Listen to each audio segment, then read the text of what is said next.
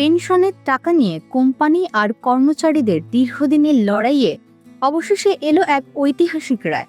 মালিকপক্ষ বনাম শ্রমিক পক্ষের এই মহা বিতর্কে সুপ্রিম কোর্ট পরিষ্কার জানিয়ে দিল, কর্মচারীদের পেনশনের অধিকার নিয়ে কোনো রকম নয়-ছয় বা টালবাহানা চলবে না। আপনি যদি কোনো প্রতিষ্ঠানে চাকরি করেন বা পেনশনের উপর নির্ভরশীল হন, তবে এই রায় আপনার ভবিষ্যৎ বদলে দিতে পারে। আজকের ভিডিওতে আমরা একদম সহজ ভাষায় বুঝবো ঠিক কি ঘটেছিল আর কেন সুপ্রিম কোর্টের এই সিদ্ধান্ত কর্পোরেট দুনিয়ায় এত বড় তোলপাড় সৃষ্টি করল। দর্শক, স্বাগত জানাচ্ছি আমেরিকা বাংলা এক্সপ্লেইনারে। আপনাদের সাথে আছি আমি রিম্পি সানা। পুরো ঘটনাটি বোঝার জন্য আমাদের একটু পেছনের গল্প জানতে হবে। সাধারণত বড় বড় কোম্পানিগুলো তাদের কর্মচারীদের অবসরের পর একটি নির্দিষ্ট ফান্ড বা পেনশন প্ল্যান দিয়ে থাকে, কিন্তু সমস্যা বাধে তখন যখন কোম্পানিগুলো এই ফান্ডের নিয়ম বা হিসাব নিজেদের সুবিধা মতো পরিবর্তন করতে চায়। এই তালিকায় কোনো ছোটখাটো প্রতিষ্ঠান নয়, বরং IBM, Boeing, Johnson and Johnson কিংবা জেনারেল ইলেকট্রিক এর মতো বিশ্বের নামি দামি কর্পোরেট জায়ান্টের নাম জড়িয়ে রয়েছে।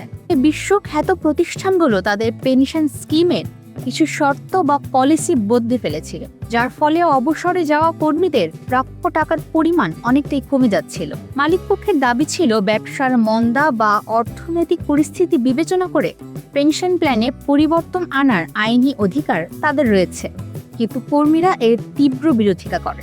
তাদের কথা ছিল, জীবনের সেরা সময়টা যে প্রতিষ্ঠানের পেছনে ব্যয় করা হলো, অবসরের পর তার ন্যায্য পাওনা থেকে তাদের বঞ্চিত করা কোনোভাবেই মেনে নেওয়া যাবে না। এই আইনি লড়াই বছরের পর বছর ধরে চলার পর অবশেষে দেশের সর্বোচ্চ আদালত অর্থাৎ সুপ্রিম কোর্টে গড়ে।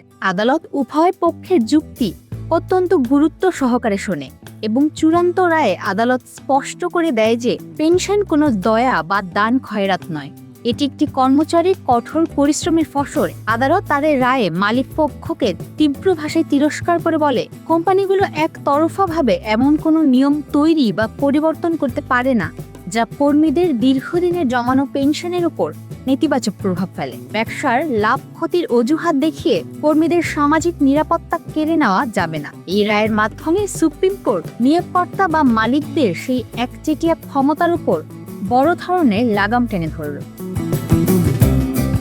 এখন প্রশ্ন হচ্ছে, এই রায়ের ফলে সাধারণ চাকরিজীবী বা কর্মীদের কি লাভ হলো? এর প্রভাব মূলত তিনটি জায়গায় বিশাল পরিবর্তন আনবে। ভবিষ্যতের নিরাপত্তা।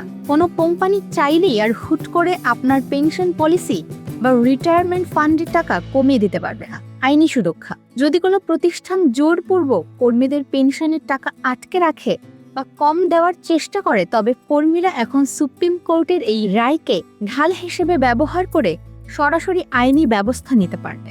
কর্পোরেট জবাবদিহিতা। বড় বড় কর্পোরেট হাউসগুলো এখন থেকে তাদের রিটায়ারমেন্ট বেনিফিট বা পেনশন ফান্ড পরিচালনায় আরও অনেক বেশি স্বচ্ছ এবং সতর্ক হতে বাধ্য থাকবে। এক কথায় বলতে গেলে এই রায় সাধারণ শ্রমজীবী মানুষের জন্য এক বিরাট স্বস্তির বার্তা নিয়ে এসেছে। সুপ্রিম কোর্টে এই ঐতিহাসিক সিদ্ধান্ত প্রমাণ করল যে আইন শুধু ধনকুবের বা বড় বড় কোম্পানির সুবিধার্থেই নয়, সাধারণ মানুষের অধিকার রক্ষার্থেও সমানভাবে সোচ্চার। আপনার কি মনে হয়, আদালতের এই রায় কি কর্পোরেট সেক্টরে কর্মীদের কাজের পরিবেশ আরও উন্নত করবে? আপনার মূল্যবান মতামত নিচে কমেন্ট করে আমাদের জানান। ভিডিওটি ভালো লাগে লাইক করুন, বন্ধুদের সাথে শেয়ার করুন এবং এই ধরনের আরও দরকারি ও ইনফরমেটিভ আপডেট পেতে আমাদের চ্যানেলটি এখনই সাবস্ক্রাইব করে রাখুন। দেখা হবে পরের ভিডিওতে। ধন্যবাদ।